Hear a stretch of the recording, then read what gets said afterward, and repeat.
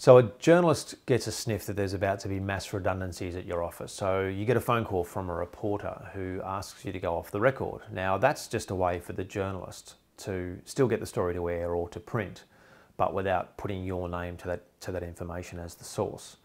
Now as a general rule, I would say no, absolutely not. Do not go off the record, especially if you're inexperienced with the media.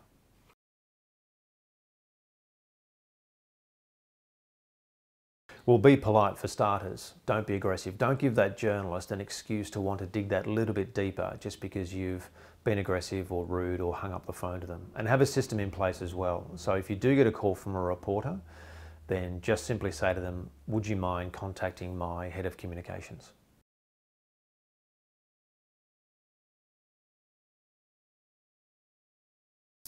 No, that's possibly the worst thing you could ever do. The key to a successful media interview is being able to verbalise your key messages time and time again without getting flustered.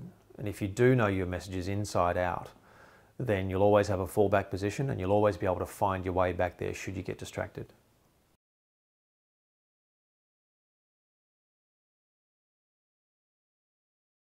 Yes, absolutely. When I was Chief of Staff at Channel 9, I would estimate that I threw out probably 95% of press releases that came across my desk, simply because there was no news angle in those press releases.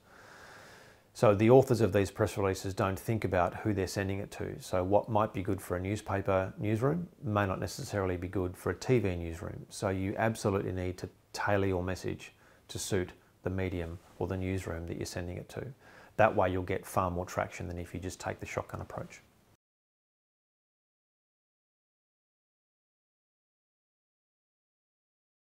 Yes, it does, unfortunately. There are some materials such as stripy ties or jackets or blouses that do tend to look as if they're strobing, as if they're moving on camera. So if you know you're going to be doing a TV interview, then you need to wear the appropriate clothing.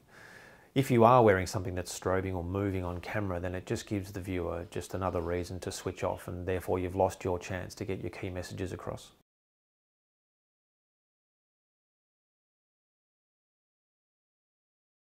Yes, it's critical. So as I said earlier, if you can record your messages into some sort of recording device, have a listen and see if you've got, for example, a monotone voice. If your delivery is monotone, then my tip is to start your sentences a little bit higher than you normally would, and that way when you finish your sentence, you're then finishing in the range that you normally operate in. It just gives your voice that little bit of light and shade.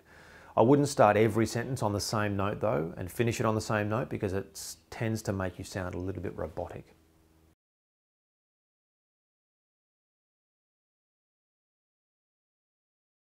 Well, the best approach is to say nothing. The worst approach is to stop and talk. So if that happens to you, simply say that you have to go inside and get a proper briefing from your staff before you make any public comment.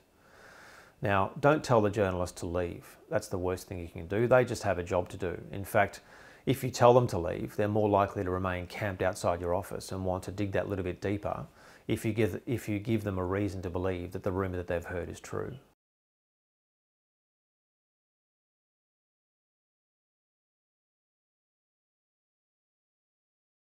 No, absolutely nothing. So ultimately it's your voice, your images, your words that will appear either in print or on our TV screens. And so the more aggressive a journalist becomes, the more level-headed you should become.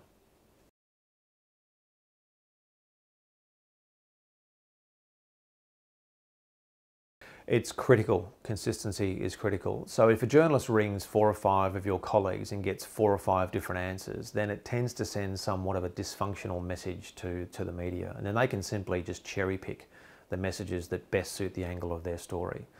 The key to consistency also is to make sure that you've got some sort of system in place so that if you do get a phone call from a reporter, you know that you need to put them through to the head of communications first and foremost.